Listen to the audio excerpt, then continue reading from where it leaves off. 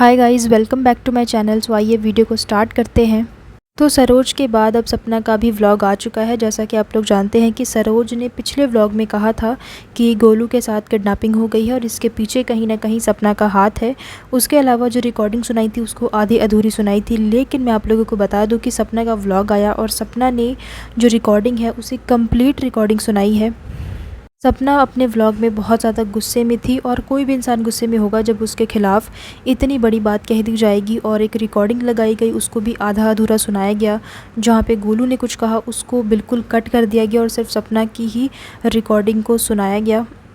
सपना ने पूरी रिकॉर्डिंग सुनाई और रिकॉर्डिंग जो है वो पूरी हैरान कर देने वाली है। कोई सोच भी नहीं सकता कि एक बच्चा जो है वो इस तरीके की बातें कर सकता है, इतना गंदा बोल सकता है। ये कभी भी इमेजिन नहीं किया था।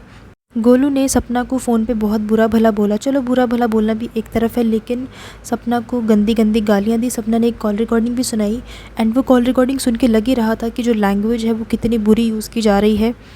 बड़ों का लिहाज बिल्कुल भी नहीं रह गया है और कमेंट सेक्शन में सभी लोग यही बातें कर रहे थे कि जो गोलू है वो शक्ल से कितना शरीफ लगता है और पहले लगता था कि वो बहुत ही शरीफ बच्चा है, लेकिन आज जब ये कॉल रिकॉर्डिंग सुनी तो हम हैरान रह गए कि गोलू इस तरीके की बातें करता है और सरोज ने उसको बिल्कुल भी अच्छी परवरिश नहीं दी है। सपना ने बताया कि ये जो गोलू है ये एक नंबर का चोर है। जब ये चंडीगढ़ गया था तो वहाँ से भी ये बहुत कुछ चोरी करके लाया था।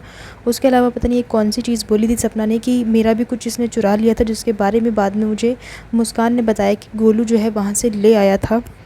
ये भी कहा कि ये जो सरोज है इसे हर कोई गलत लगता है सिवाय खुद के। ये कुलदीप को भी गलत बताती है, अरमान को भी, सुनीता को भी और सपना, मतलब सबको गलत बताती है सिवाय खुद के।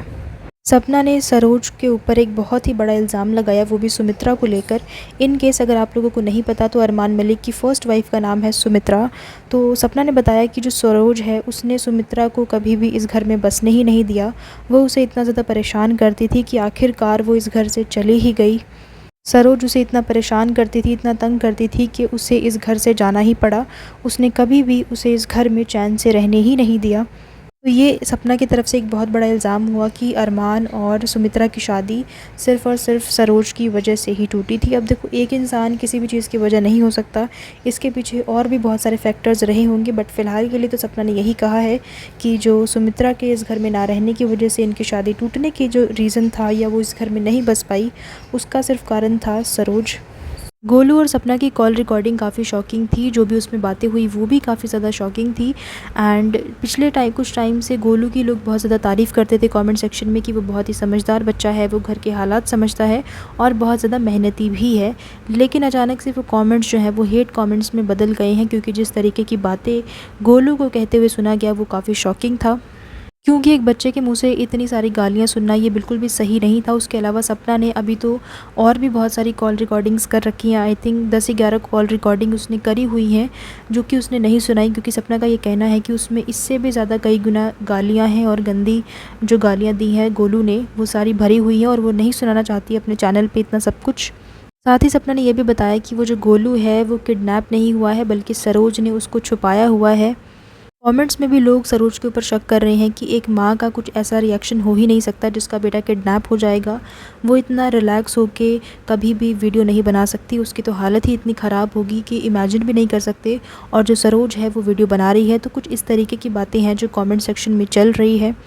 देखो, बात में तो पॉइंट है कि जिस माँ का बेटा किडनैप हो जाएगा वो इतने रिलैक्स नहीं हो सकती।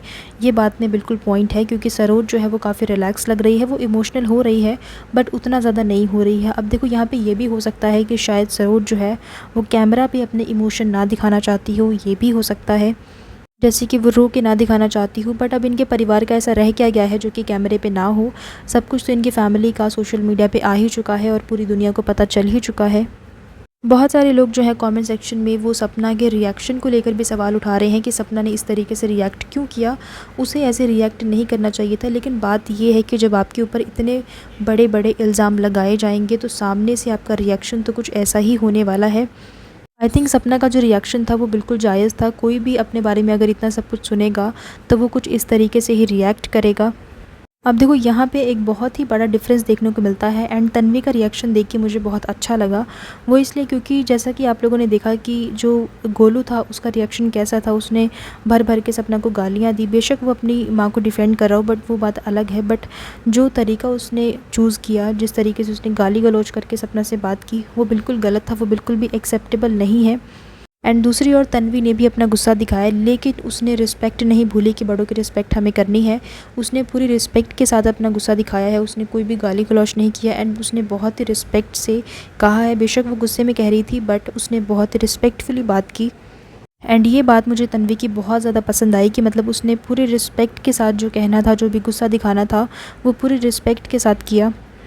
एंड ये फैमिली फाइट कब ख़त्म होगी कब नहीं होगी इसके बारे में तो कुछ नहीं कह सकते, क्योंकि इस बार भी जो इनके लड़ाई झगड़े देख के ऐसा लग नहीं रहा है कि जो लड़ाई झगड़ा है वो जल्दी ख़त्म होने वाला है। लग रहा है कि पिछली बार जैसा लंबा चौड़ा इनका लड़ाई झगड़ा हुआ था, इस बार भी कुछ वैसा ही होने वाला है और जो बची कुची कसर पिछली बार रह गई थी वो इस बार पूरी हो जाएगी।